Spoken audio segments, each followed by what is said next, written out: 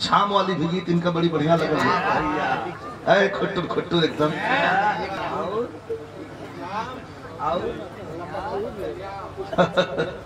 अच्छा लगा।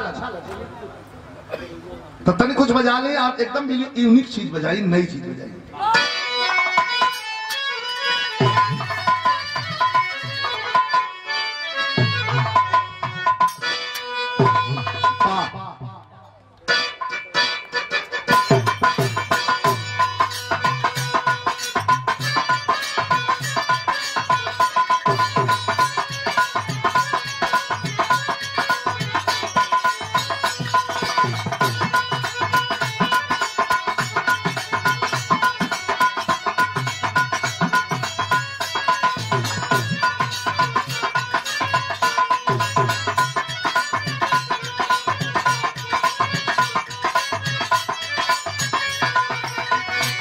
मेरा एकदम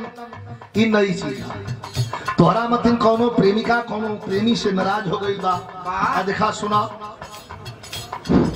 ये में को गीत गाइला कि अल्लाह ये अदा कैसी है इन हसीनों में,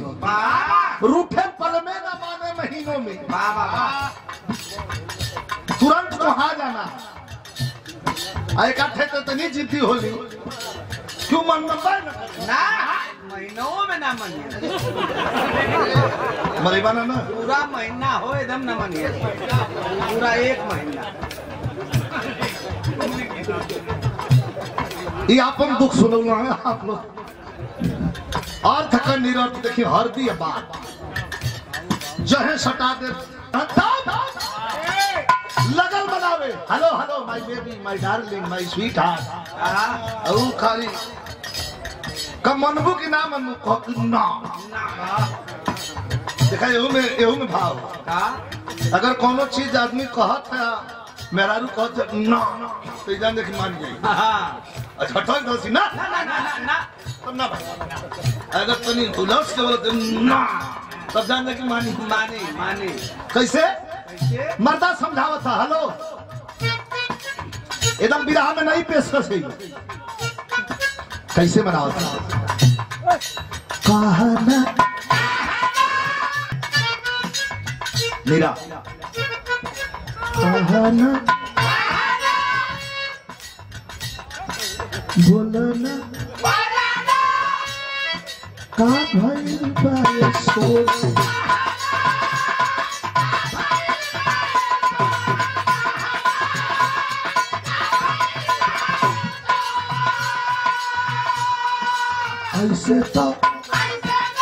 ऐसे तो अरे तू रहेलू कबो ना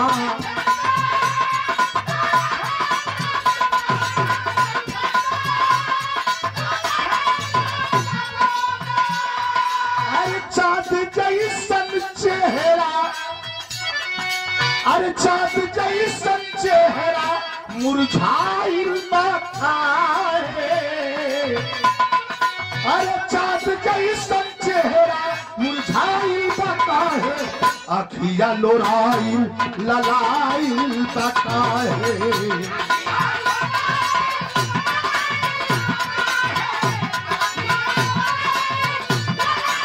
कहना